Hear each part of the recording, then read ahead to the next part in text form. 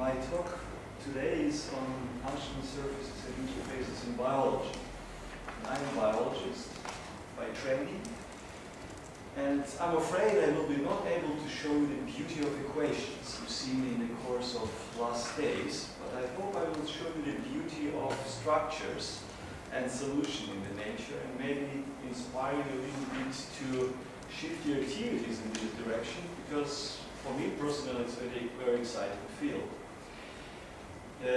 In the first presentation I will give you just a general overview about some phenomena in biology at the level of surfaces and interfaces.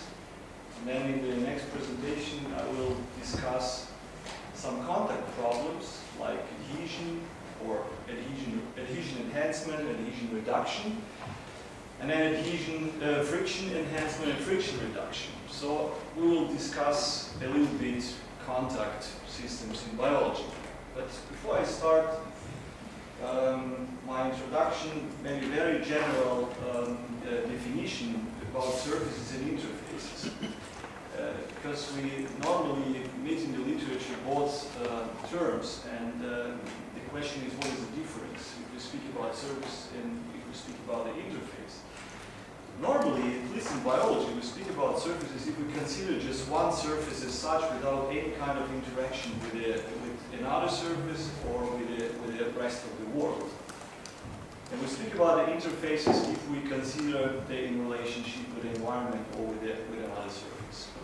Sometimes the situation is even more complex because it's not just a solid-solid interaction, but there could be some fluids, there could be some coatings. For example, biology is just generally very complex, so it is not just typical solid-solid interaction. So if we speak about the functions, of course, our most interest is not just structure. We start actually never with the structure. We normally start with the function. Which kind of functions we know from the biological surfaces? Well, probably the most important and probably the most evolutionary old function was the mechanical function, because the first surfaces appeared in the cell just to maintain mechanical stability. So surfaces delimit dimension and give certain shape to the organism and provide mechanical stability. Protective function. This is a barrier against dry, wet, cold environment, but there's some coloration system, there's some chemical components of the surfaces which improve or which prevent water loss or improve thermoregulation.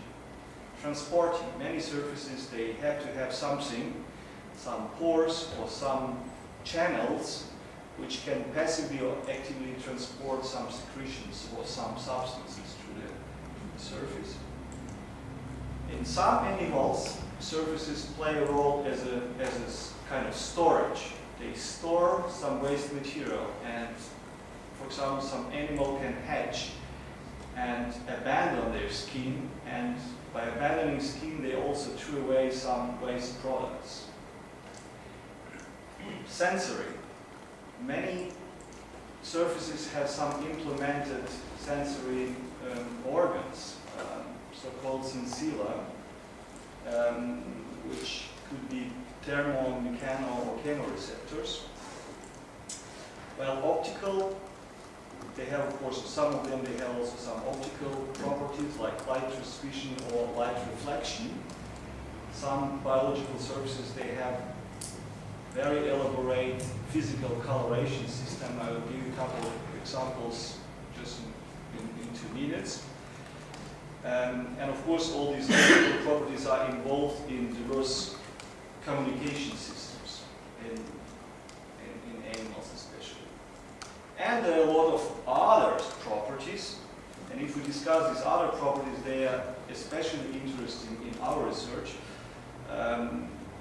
like air retention, food grinding, body cleaning, and so on and so on. And these other properties, they are related to some micro and nanostructure on the body of the animals. So this is a typical animal. Well, you can take any kind of animal from the internet. And of course, you can consider the complexity of the shape and beauty of the colors. But if you would like to consider the functionality of different surfaces, you can find, as already mentioned, some sensor, especially in this particular animal on the antenna. There are some adhesive organs. We will discuss this issue later on.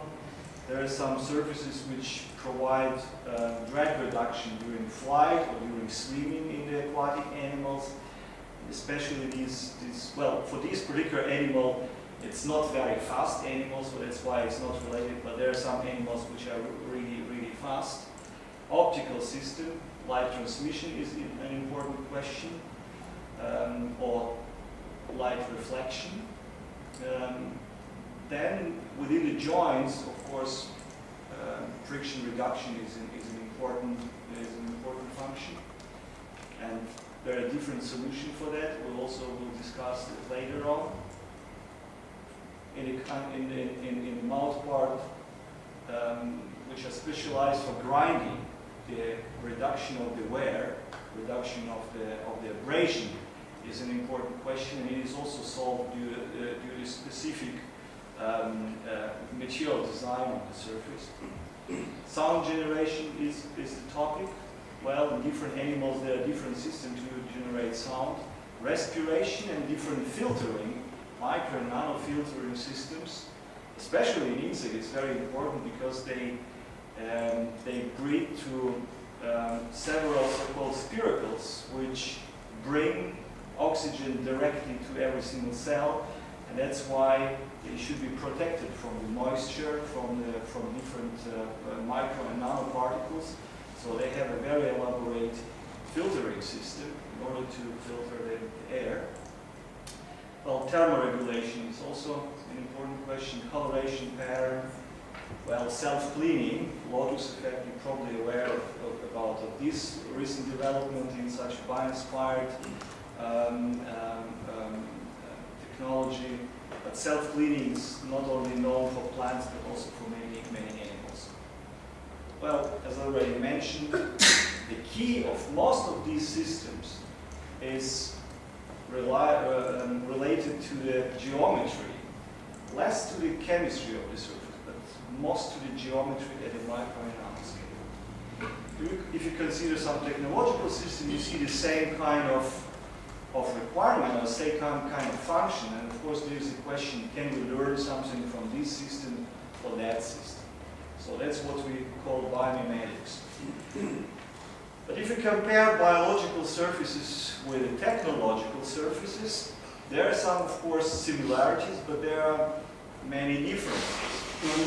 For example, technological systems, they are normally specialized for one particular function, maybe for two. Of course, recently there is a trend to develop surfaces like a screen of the mobile phone with many different functions, but in biology the most surfaces are from the very beginning already multifunctional.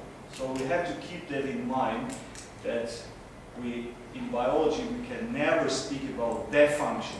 Normally it's a kind of average design for multiple functions. Well, production method, how biology and technology generate these kind of surfaces. In biology, it is normally what we call top to down. We start from the very first layer. Biology deposit will be the outermost layer. And then the other layer will be deposited below this layer. In technology, it is exactly vice versa. In technology, you make first a coating on the surface, and then you do the next coating, and the last coating is your surface. So that's why the production method is also quite different. We have to think about that if you really want to generate surfaces on the biologically inspired base. Lifetime, well, at least the requirement for technology is that they have to hold for longer time.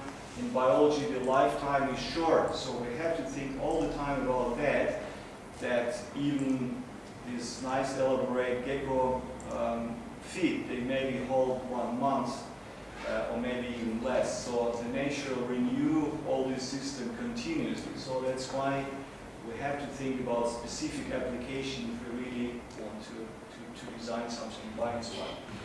Environmental conditions for biology is pretty narrow. Well, maybe from minus 50 to plus 50.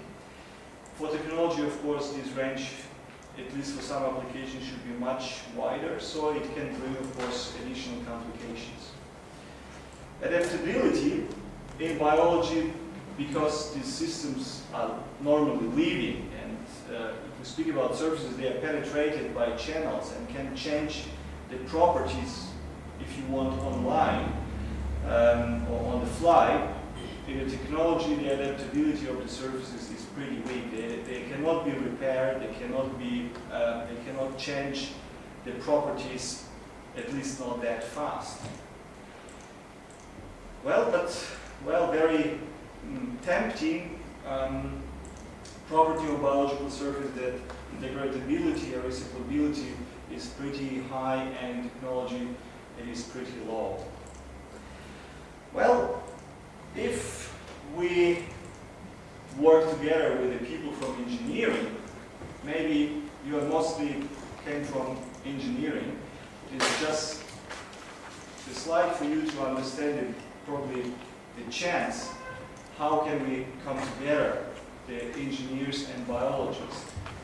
So in the technology, people normally would like to, they have certain amount of different materials, and the properties of these materials are well known. So you have some selection of materials and you have to reach certain function in the end. So this is actually your developmental way from known structural properties to well-desired function. In the biology, we work completely different. Normally, in biology, we already know the function. We know that the gecko food is adhesive, but we normally don't know what is the structure and properties are responsible for this particular function. So that's why if we solve this problem, if we came from the known function to unknown structure and properties which are related to this function, maybe we can make a bridge to the technology and try to mimic the same structure and properties in order to reach the technological goal. So, this is just a slide to give you some flavor about our working philosophy. There are different opinions on how to do biomimetics. We are opinion that in order to mimic something, we have to understand how does it work in biology. So that's why we have to understand function principles. For this purpose, we do some studies on fine structure. We measure material properties, force range, and of course we don't have to forget about the entire system and motion in biology. And as you know, biology is very much three-dimensional. So that's why many typical physical approaches are very hard to apply directly to biological systems. So that's why we have to develop some microscopy techniques in combination with measurements of stiffness, hardness, adhesion, friction, and local and global scale. Because you hear already many times in this course that biology is pretty much hierarchical, and every single hierarchical level there are different principles and there are different functional mechanisms. So that's why we have to be able to measure all that at the local and at the global scale. And of course, if you find interesting properties, we try to transfer this design into material science. But for me, and I think this was not discussed in the course of these lectures, for me as for biologists, it's probably the most exciting thing is to understand evolutionary tendencies. How these systems appeared in the biology and how are they developed in the course of the evolution. And of course, this is a very academical question. And for this purpose, we had to do some broad comparative studies, not just on one organism, but on many organisms. But this kind of approach has very interesting technological application. If we find out that the same solution appeared many times in the biological evolution, we can speak about some kind of optimal, maybe only one solution for this problem. And in this case, or this solution would be probably most interesting for engineers and for material scientists. So that's why we think that broad comparative studies can bring something for technology. And in the course of all these lectures, I will provide you several examples that this approach is really very promising.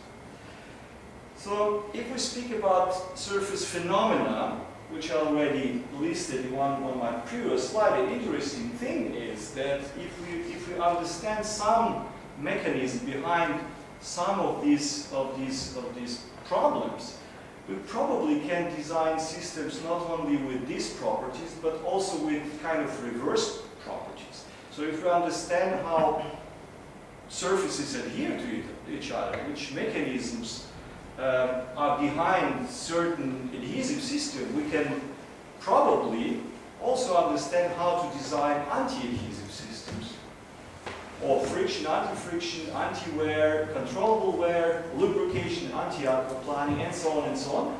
Of course, it doesn't work for all of them, but for some of them, you have to be aware that you can probably learn something for kind of reverse function.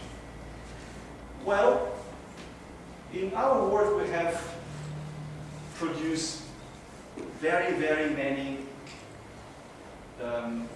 pictures with different microscopy method of different biological surfaces. We have a database about 30,000 pictures of different surfaces. And this is a more or less random selection from insects. And I always show these pictures to my students and ask, can you guess, just based on the structure, what is the function? You will get any notes here, so you can try. You don't get any score. But please, you have to keep in consideration the scale bars, because scale bars are very important. Unfortunately, here is this scale bar is hidden, but just for orientation, the size of this single feature is about 100 nanometers.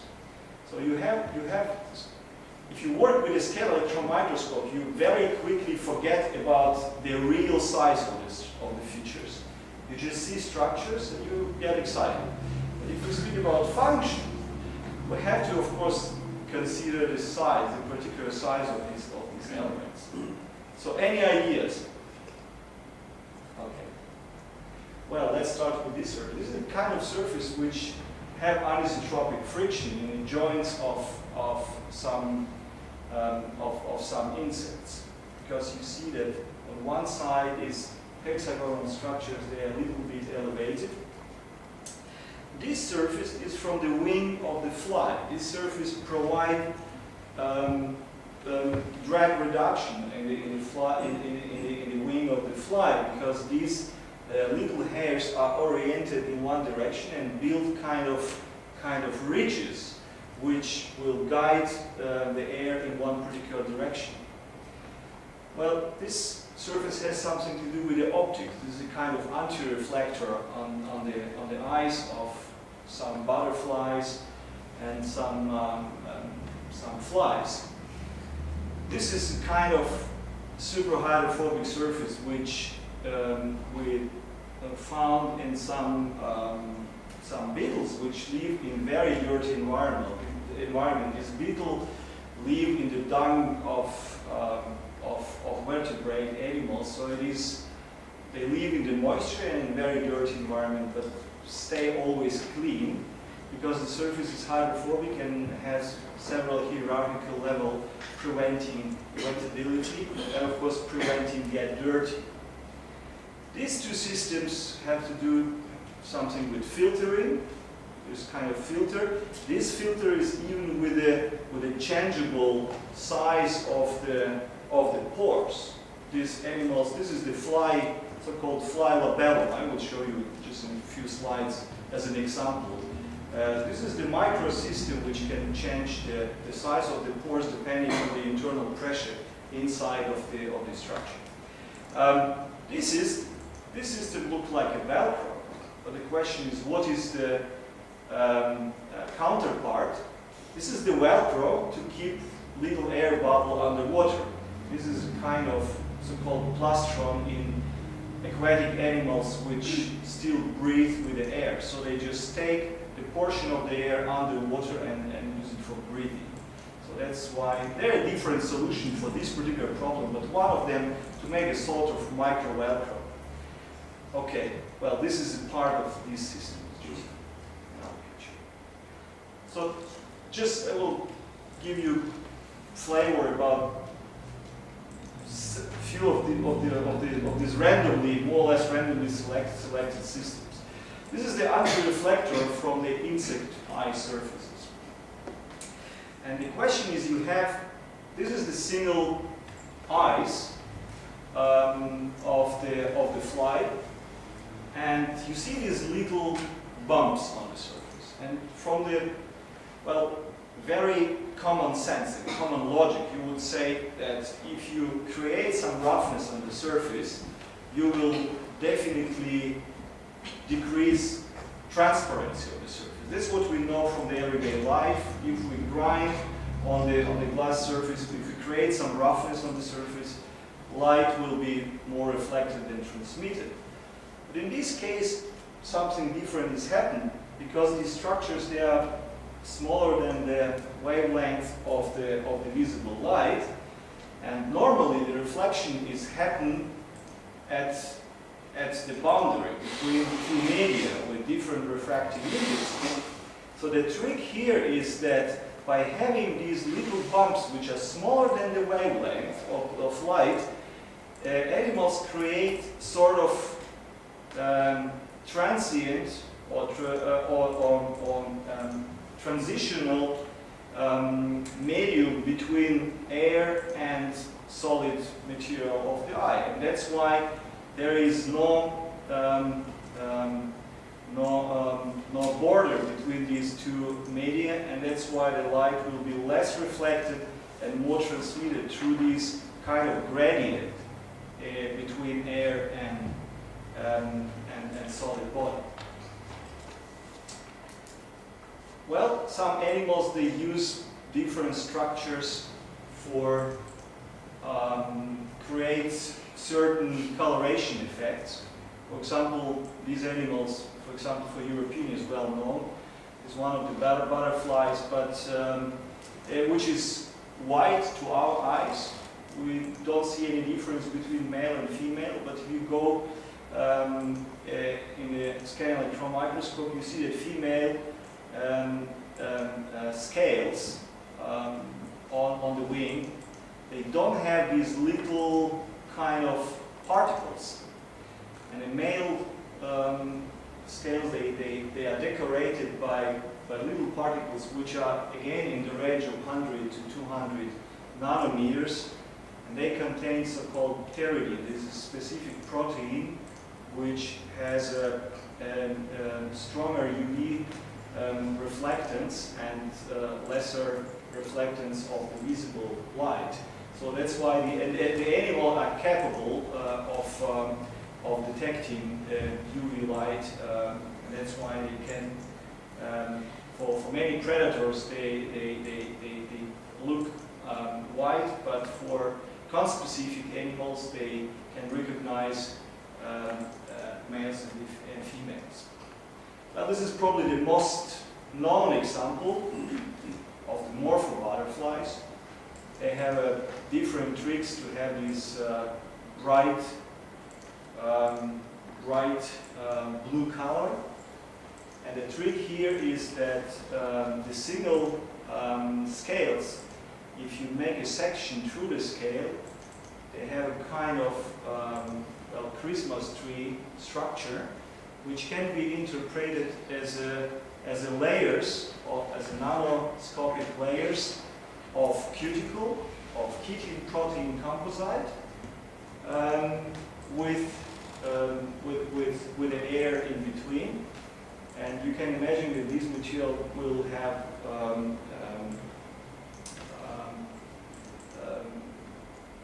interference in thin layers. So actually this coloration data is due to the interference between these thin layers of cuticle and air. The interesting thing is that if you take another butterfly, the effect which are responsible for the coloration could be completely different. For example, in this butterfly, which is closely related to this one, the solution is completely different. These scales has almost no real microstructure. This is pretty much smooth if you look at the surface. Unfortunately, there is no picture of the surface, but the surface is pretty smooth. There is nothing like these Christmas trees, but the internal structure of the scale consists of the very regular shape which works as a photonic crystals. And of course, these photonic crystals, they have a very different orientation because they are created, every single crystal is created by single cells. That's why also the orientation is so different, because the cells, they don't communicate that well that they can create the single crystal in the scale. That's why we have a bunch of crystals, and of course the coloration we see in the visible light is a kind of average coloration based on different orientation of the crystals. So in this case it is green, but if the crystal has a little bit different orientation, the average orientation of the crystals changes, this color could turn to blue or to red. And of course it depends on the size between these single features. Another animal, also butterfly, and also closely related to those two, and also has some blue colors. But the solution is completely different. Here we have, if we make a cross section through the wing, we see again the reflection interference in thin layers, but not at the level of such a Christmas tree structures, but on the level of real thin layers.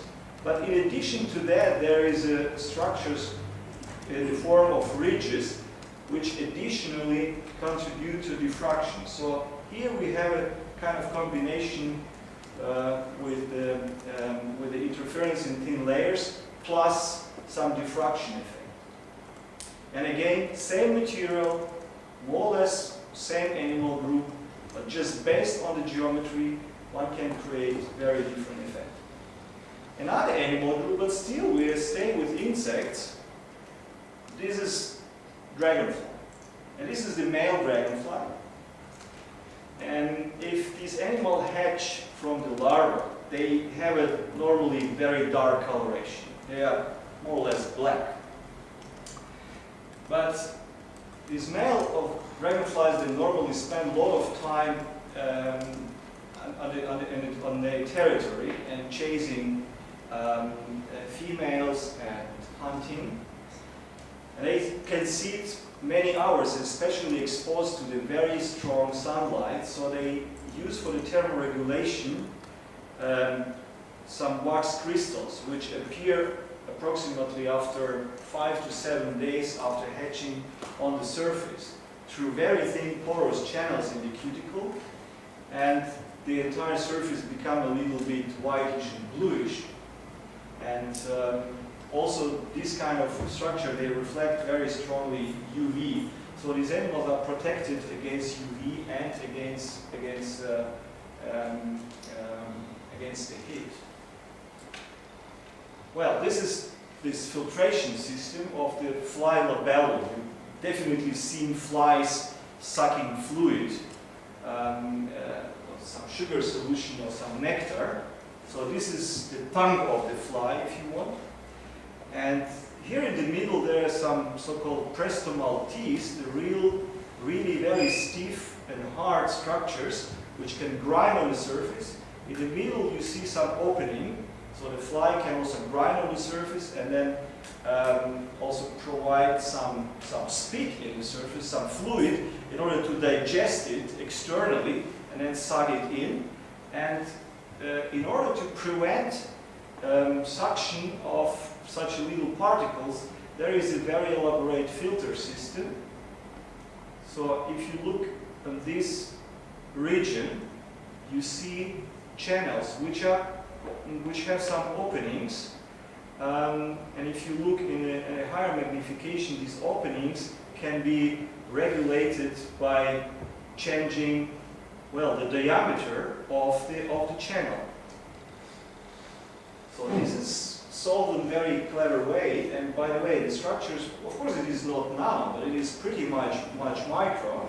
There is a rigid ring inside of every single couple of the structures, and there is a kind of pneu around the structure, and if the fly increase pressure, the channel become closer and the single pores will be pretty small, and if the pressure decreases, the channel can be opened and fly can suck fluid much faster. Well, some animals I already mentioned can generate sound, and well, this ability appeared in different kind of animals absolutely independently. In spiders, in some crustaceans, bugs, beetles, crickets. They have nothing to do with each other, these animals, but they can generate sound by using some micro structures. They can change the speed of sliding, and well, by this produces sound. Of course, it depends on the frequency, depends on the speed of sliding and on the distance between single features. But the interesting question in this system is that animal produce about 200, at least this cricket, Acadia domestica, they produce about 200,000 single cycles per night.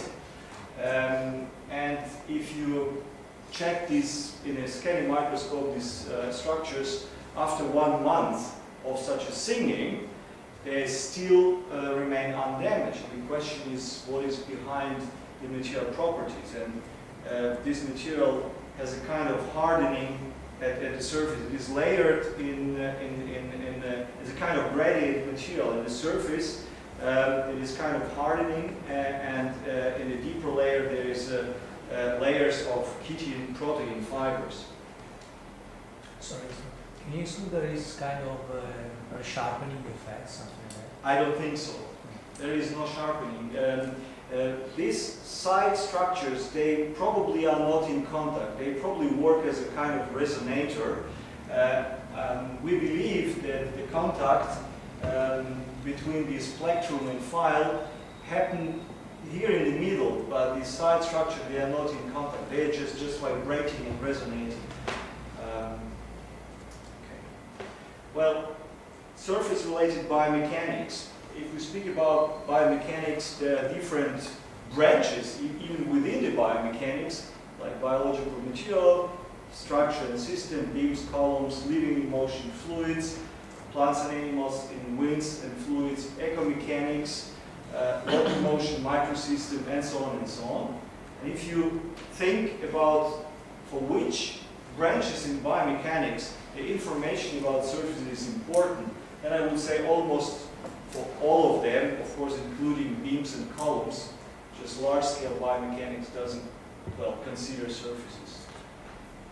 Okay, well, but in my part of lectures we will speak mostly about the contacting surface. This was just a, well, little random selection of different surfaces in biology, but now we will more concentrate on such contact systems. And if you consider different systems which are specialized for something in biology, some of them they developed a couple of the surfaces which reduce forces, no matter adhesion or friction, they just reduce forces. There are some systems which have two surfaces which somehow predefine to each other. It is like lock and key. For example, in the case of the joints, the evolution worked parallelly on both counterparts and developed something which fit perfectly together somehow, structurally, mechanically, maybe chemically. Or for example, skin in a fluid media. If we speak about dolphin skin, it is always adapted to a certain medium. But for example, some systems like a snake skin try to reduce friction, at least in the one part of the cycle, with almost any kind of surface. Many snakes, they live in different environments. They can climb up the trees. They can move on pretty steep surface. They can swim. So for this system, one surface remains unpredictable or unknown, and they should perform on all kind of substrates well. And in last lecture, we will speak a little bit about the adaptation of the snake skin. And there are some systems which try to enhance contact forces. Again, no matter friction and adhesion, just force enhancement. And again, there are some key and lock devices. For example, head arrestor. I will speak about a couple of minutes about this particular system.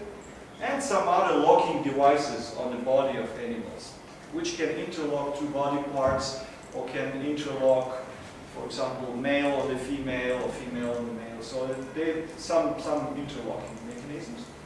And the system where one surface remains unpredictable, like a gecko system, like adhesive pads of different animals. We will discuss not only the gecko system, we'll discuss a very broad range of mechanisms which working similar to the gecko or a little bit different from the gecko. But still, all those systems can adhere to any kind of surface. So, well, let's discuss first this part, force enhancing systems in biology. So they allow precise, sometimes reversible coupling of construction elements with a minimum force expenditure. This is very important because otherwise, from the point of view of biology, it will be energetically not very clever to design system where you have to put a lot of energy to bond and debond. So the idea is to bond and debond with the minimum force expenditure. Not like this guy. He has to work actually. Okay. Well, which kind of design principle we will consider? Of course, probably the easiest way to secrete something in the contact area, like some fluid, which can solidify and bond two surfaces together, like a glue principle. So the glue principle, we will discuss in a minute what is the difference between glue and all other kind of adhesion-mediated secretions. So animal can secrete some fluid in the contact area, but the mechanism of how this fluid works could be very, very different between different animals. So it could be real glue, which solidifies, it could be capillarity, viscosity, or their combination, or maybe chemical bonding is involved. So, or maybe some combination between them involved in the adhesion. Well, sometimes this principle is called mechanical adhesion. So animals can use micro and even nano hooks for mechanical interlocking. Suction cup, which could be active and passive. Active means that there is a muscle which generates vacuum under the suction cup. But sometimes if you take a very flat, floppy plate with a stalk in the middle, you can generate suction without pressing on the surface. And again, we will discuss that in the course of these lectures. This passive suction cup could be very interesting for some applications. Well, dry adhesion, like gecko, so you bring two surfaces together and by using van der Waals or some electrostatic interactions, you can bind temporarily surfaces together. Again, combination even between those different principles is possible.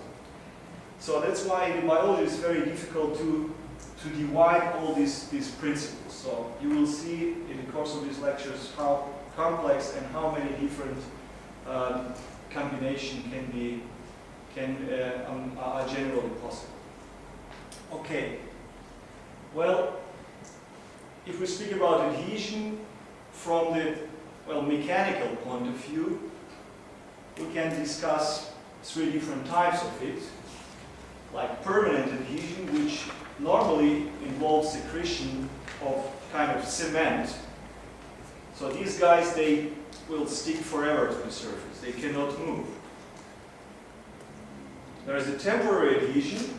This guy can adhere temporarily and then debond again, which allow attach strongly to the substrate but detach quickly if necessary.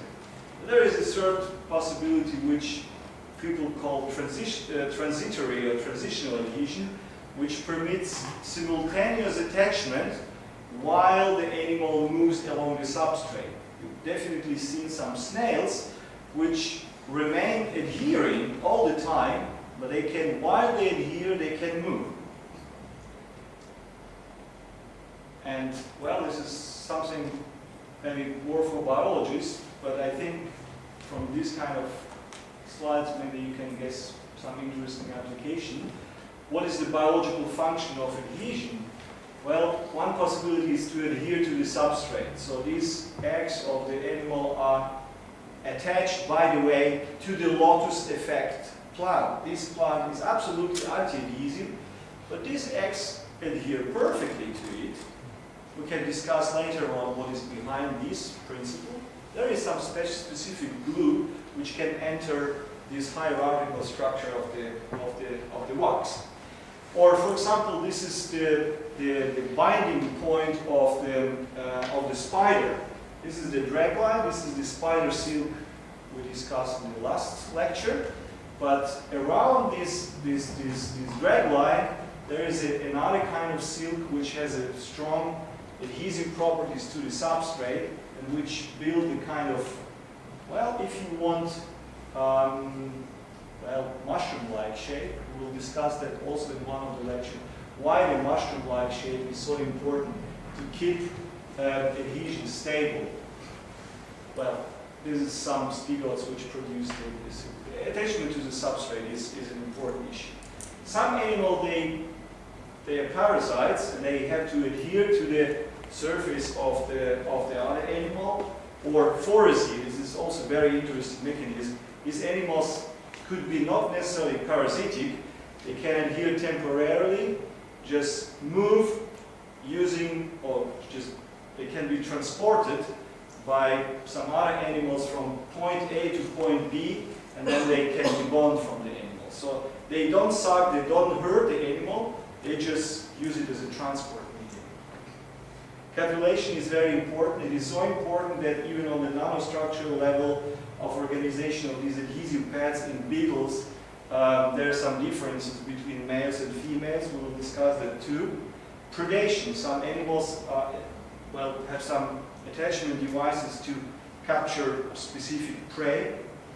Sampling. Some animals, using again some micro nanostructure, they can collect certain size of particles. For example, pollen grains.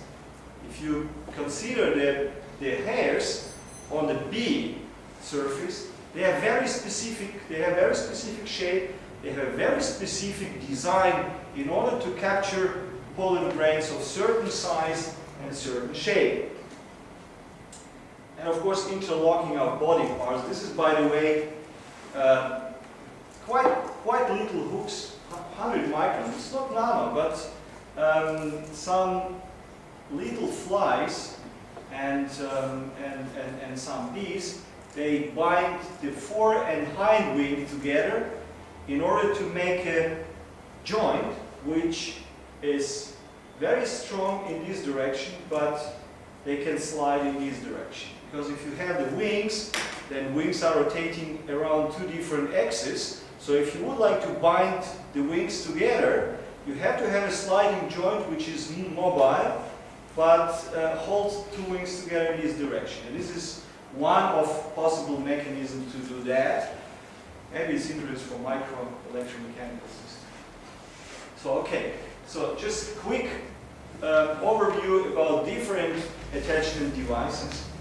Well, suction cups, it's quite trivial from mechanical point of view. In octopus there is different muscles. There is a central muscle located here which can generate under pressure under the cup, and there is some ring muscle which provides some tight contact between the cup and the surface. Well, but if you consider the surfaces, they are pretty smooth at the rim of the suction cup, but they are never smooth here, under the cup, in the center of the cup. We can discuss it later on why. And there are different shapes of suction cups. It's not nano, but it's maybe also interesting for you. For example, there are some suction cups which are optimized for strong adhesion, but they have normally poor friction because the contact area is very low. But some suction cups, even in the contact conditions, they generate very poor friction. There are some suction cups which don't generate very strong adhesion, but they generate very strong friction because they have a pretty low volume of the air under the cup, but they have a flat surface here, and as soon as they generate vacuum, they jump into the contact and can generate strong friction. Again, this is the suction cup of the fish, which is not very smooth. There are some little patches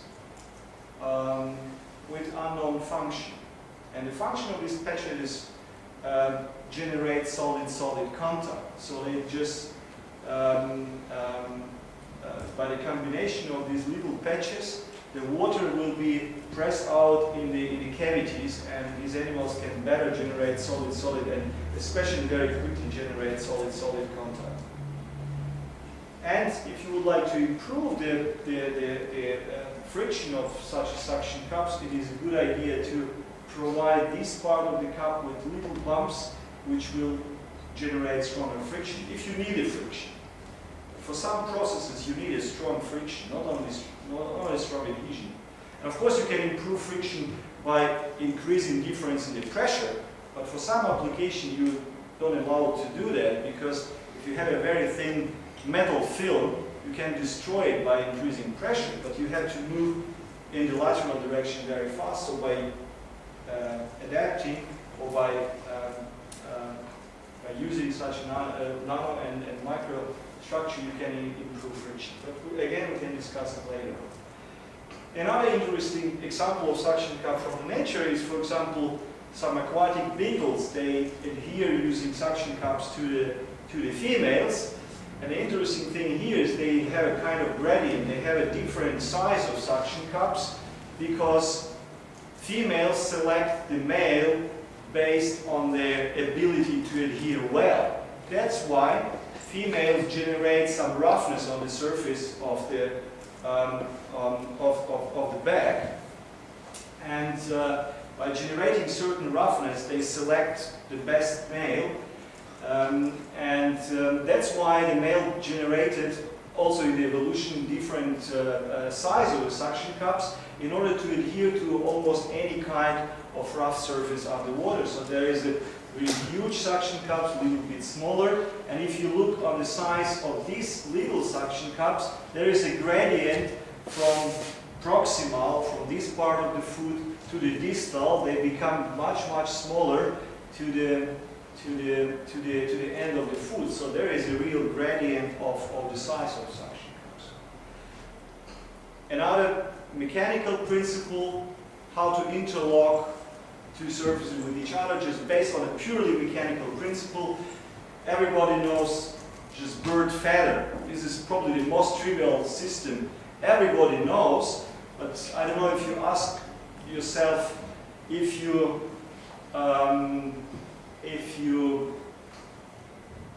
bring or if you separate single barbs in the feather, why do they jump together and still hold? So if you go over the barbs in one direction, they adhere, and if you go in another direction, they debond. So this is the basic principle, that this feather can keep structural integrity just because very little hooks. If you look on single barbs, one surface or one part of the barbs, they have a little hooks, and another part of the barbs, they have even smaller hooks, and they can interlock. Of course, you can peel them if you apply force in this direction, but if you heal them, they will also jump into contact and again keep feather as integrated material. So I don't know, from the biomimetic point of view, it's a very interesting system because you can change, for example, transmission, air transmission, based on this principle. You can separate some fibers or you can bind them together. So you can change the structural integrity, you can change, for example, other physical properties by doing that. Well, there are some plant hooks. It's also very interesting system. This is very trivial plant which can be found almost everywhere in Europe, which can climb up